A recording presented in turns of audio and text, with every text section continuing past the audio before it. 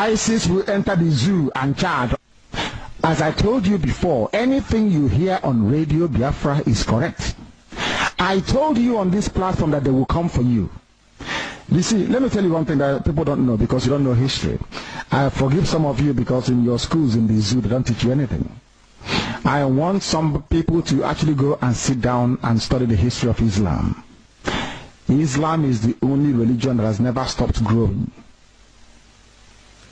Islam is the only religion that has never stopped expanding through militancy and war. Others have stopped, only Islam. Islam believes in expanding through war, and that war is coming. Now, I must be put on record. I wanted to record this very broadcast and play it all the time for our people to also understand and listen very carefully. And I will say it tonight. And if you come to me in the future, I'll refer you to the broadcast of the 8th of June 2015. And that I made this very comment I'm about to make now at precisely 10 minutes to 8 p.m. in the evening.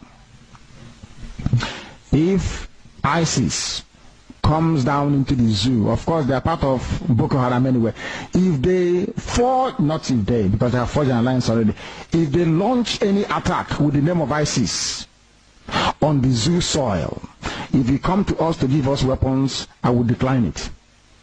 I will allow them to kill all of you before we mount any counter-offensive. Let me tell you one thing that you don't understand. Some of you, you claim you went to school, but you didn't go to school. Because if you went to school, you will understand how Islam works. Islam is coming for you. They must come for you. It's a M-U-S-T, must. There is nothing anybody can do about it. Only you can defend yourselves. ISIS is coming, not just Boko Haram, but the real bad people that are coming. They need access to the oil, and they will get it to secure their financial base for their continued expansion within the whole of sub-Saharan Africa. The zoo is seen as pivotal, and Biafra land is where the resources that are looking for is lying in. Some of you cannot reason, you cannot see very well because you're blind, but at least you are lucky. You are listening to Radio Biafra. Very, very lucky indeed. I'm telling you the truth. Or else I can in your blindness. It is that darkness we've come to shed light on that you can see properly. If they enter the zoo, I will not command this army. And I need guns and I have the men. I need guns and I need bullets. That's all we need. And then we win. I have been sounding this warning. I've been telling you, you think we are joking. They are coming. Your mothers will be raped. Your sisters will be married off as slaves. I'm telling you that now. Right as I speak, write it down. Biafra land will be decimated. Unless again that the APC in Enugu, not just APC, but Enugu people in diaspora now are coming to concur to what I've been saying since that Peter Mbah has been the instrument of which Nigeria is using to conquer evil in the axis of Enugu. He has been the one spearheading all the Fulani atrocities against the Igbos in Enugu state. Thank God they are now agreeing with, they are seeing it now, that thing which have been hammering on is what is happening. Shebi Peter Mbah have been deceiving them, telling them that Simon Ekpan is the one that is carrying out the evil activities going on in Enugu state. And for some months now, Simon Ekpan is nowhere to be found. Does it, after the disappearance of Simon Ekpan, does it stop the killing? The insecurity, did it stop? Rather, it grew worse. That is to say that Peter Mbah is not telling them the truth, and he have not been telling them the truth. That means he has been the one, carrying out these activities of kidnapping, killing, and raping. Definitely is running it as a business. It is not a venture, from Peter Mbah. Is using it to make his own money. That is the way I see it, and that is what I've been saying. That people should look into the case, into this matter very well. Thank God that the APC, the Enugu people, are now coming up with this ideology of mine. They are now acknowledging my saying. That means they are watching this and they are picking point. And let me tell you, the same APC too, they have serious problem in Anambra state. In Anambra, as I speak to you, APC now get problem. They don't scatter. APC party now don't scatter. They are running at a scatter, looking for another place party to a kind of join for safety, for their own what safety. Because so far you belong to that the department of APC, you don't have a say over anything called Fulani. We are seeing ESM beating drum of war and Fulani on the run, and these are got people talking because so many reports have it that there are so many places across the nation that are already beckoning on ESN to come to their aid after the TG, that's the general of DSS, call for community policing. That communities going forward should be the first line of defense. You look as if Nigerians are already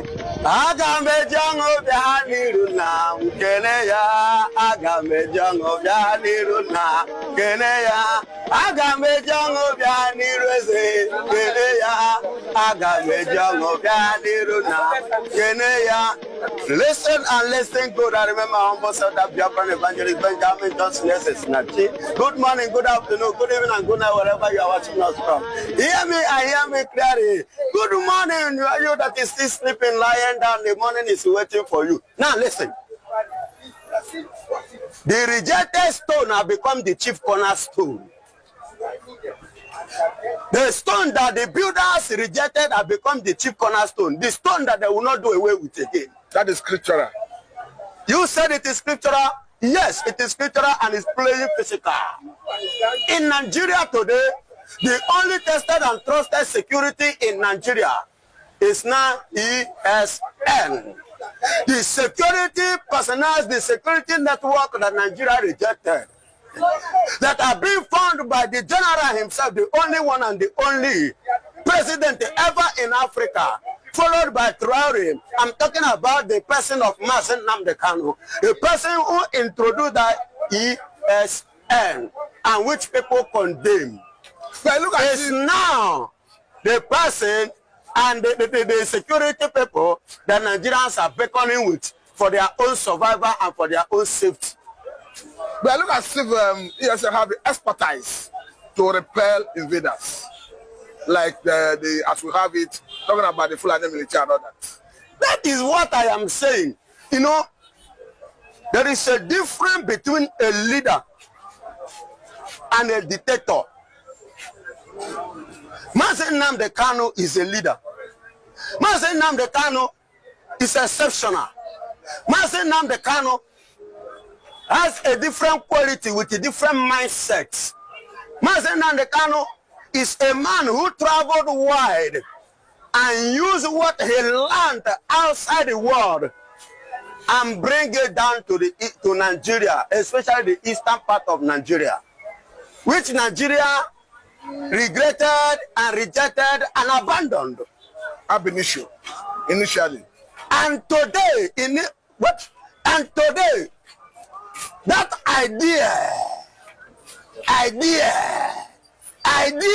ancient idea, old idea, the Indigo idea, is what everybody is now beckoning on.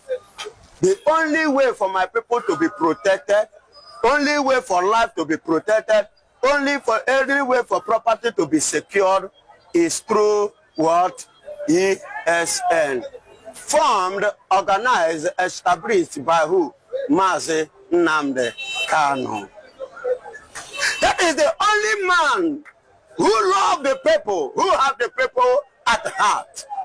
And these people that he formed with his highly intelligence, he imparted it in them. And they themselves started operating from the angle of Nnamdi Kanu intelligence. And today, they are the only one who can match out the Fulanis, who can match out Sidias Musa and Co., who can match out anything in Nigeria here and give it to them woto. And this is the only security network that Nigerian Sidias Musa will see, will jam, it will call international helpers. The only security network that the herdsmen will see, that will do what? That will bow down their head. That is the only network And without them, nothing will happen for this country. Only them can give you safety.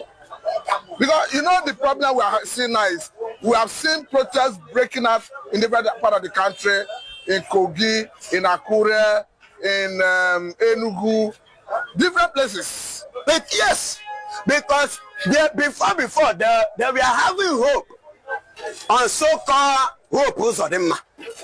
You mean there's no hope in hope Uzodimma? There is no hope in hope Uzodimma.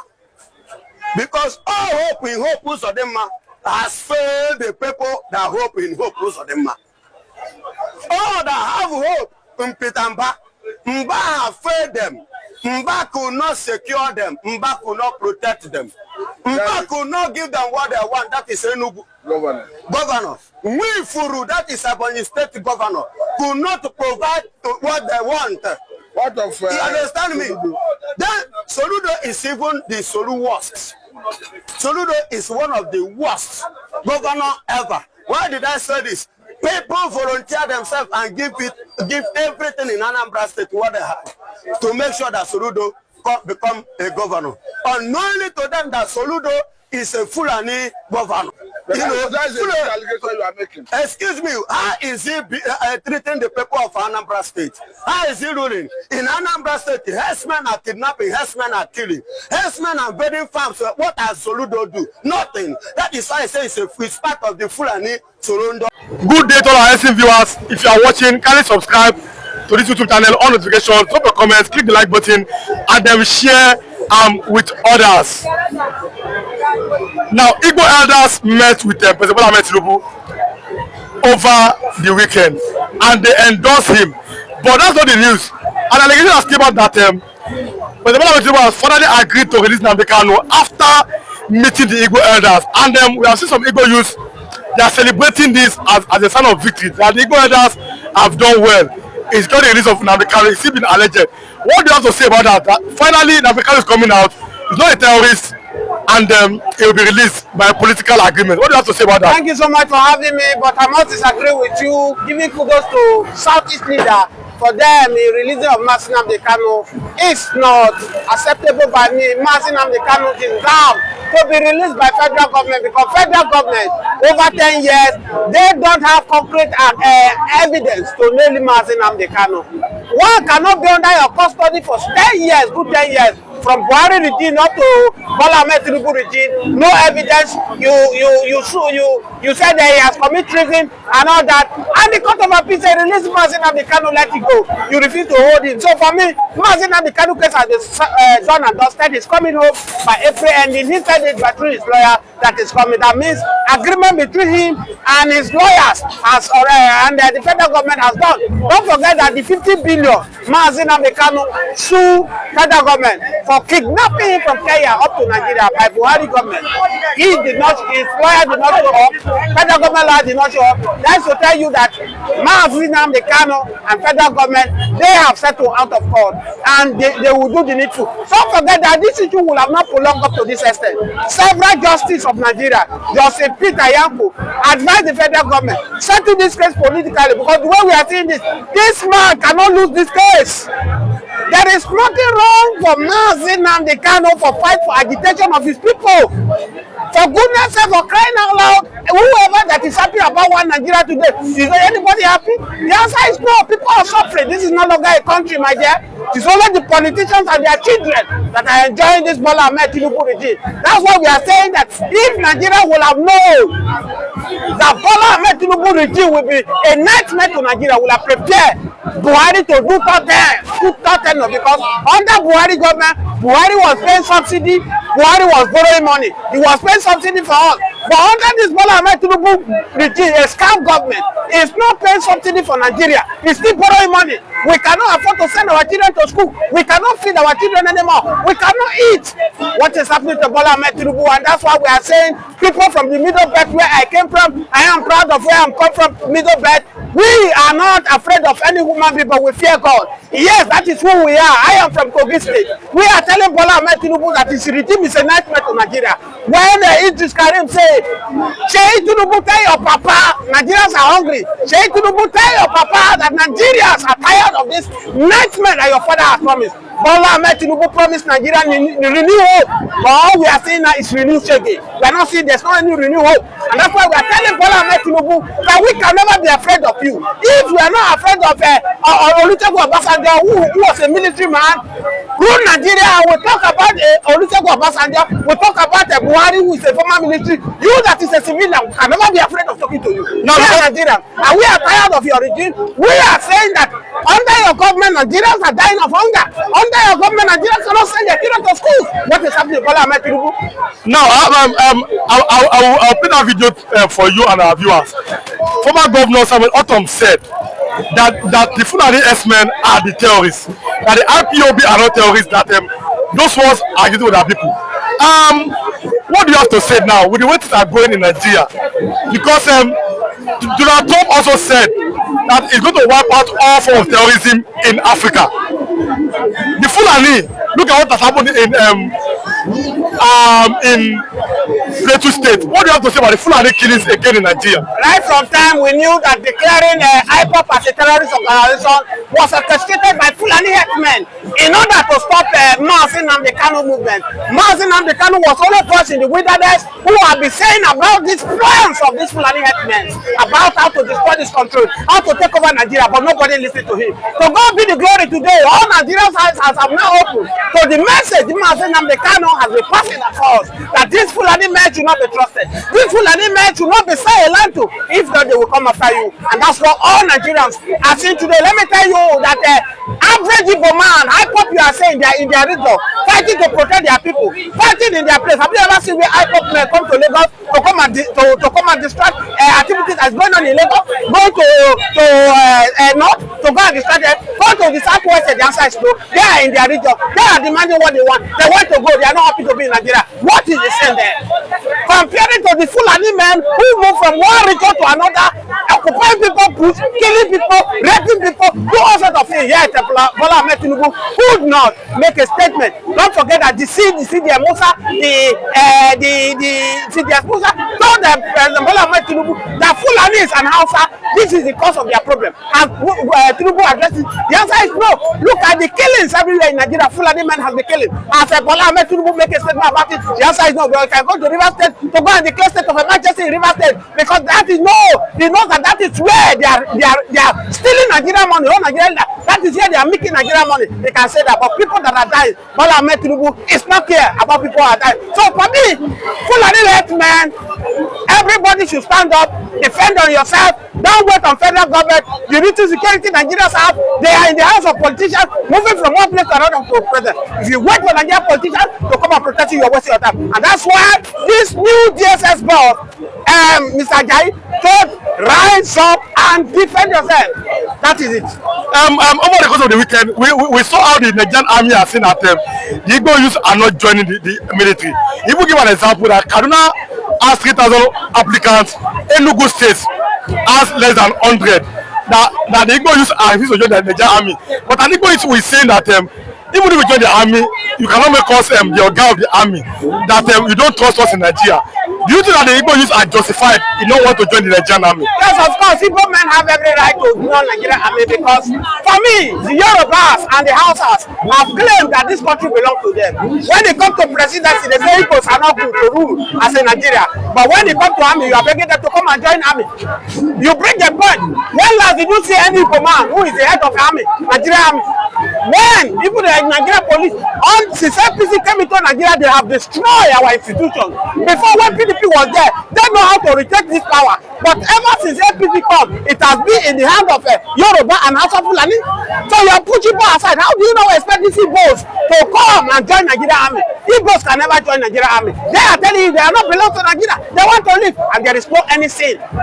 There's no anything that look at what is happening. You Igbo man will go and join Nigerian army. You push them to the north to go and fight Boko Haram. You bring the Boko Haram soldier, Nigerian armies, Northerners army. You bring them to Southeast, and they are serving Southeast. But over there, Fulani men will kill them.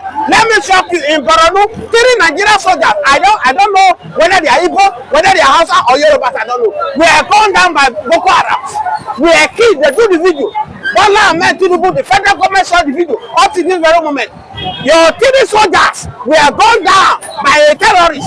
As I speak to you now, no statement from federal government about it, no sympathy, nothing. And you expect Igbo man to go and judge. How much is Nigeria government paying a soldier? Do you know what an Igbo man is? Average Igbo man can be selling this paper, he will use to build house. Because God has given them the understanding how to make money. So majority of them, whatever they like, let us start begging. Igbo, average Igbo people have made up their mind, they are not part of Nigeria. It is only their body that you are seeing. Their spirit have left Nigeria a long time ago, and that's why we keep praying for Ayo Adebanjo, one of man who stood in Southwest and said justice, equity must reign in Nigeria. Allow Igbo man to rule. After Obasanjo has spent 8 years, Osinbajo just spent vice president for 8 years, and not have gotten their share. Allow Igbo man to come and rule. Let's see what Igbo man can offer, because Hausa and Yoruba, they have fed this country. They are part of people who destroy this country. Allow Igbo man to bring. Let's see what Igbo man can do. But they look into the man eyes, they pour it on his face. They say, oh, Jagaban, our local. Today, our local. Nigerians are hungry. Today, our local. Nigeria cannot send their children to school. So for me, it's a waste of time. Let them go and look for the northerner. Let them go and look for Yoruba people that will feed the armies to secure them.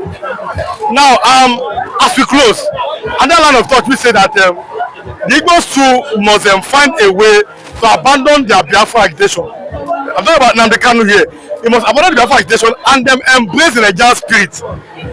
Then they can be made president. Do you agree with that? That people should abandon Biafra and then find a way to embrace all parts of Nigeria. It is too late for Biafrans, Igbos to abandon Biafra. I have told you, if you are watching this video, subscribe to this channel, on your notification. I am not an Igbo man. I am from Middlebelt, from Kogi. We don't fear any man, but we fear God. I have told you that it is too late for Biafrans to abandon the struggle, because after the Biafra war, the war told the Igbos, no victor, no vanquish. They come together, let's fight Nigeria, and Igbos, they are battled, they came in number. Today, what has Igbos received in turn? They receive pain, they receive agony from Nigeria government. They push them aside. Igbos, when they come to reunite Nigeria, you bring Igbos, but when they come to power, sharing power, you push Igbos aside. Igbos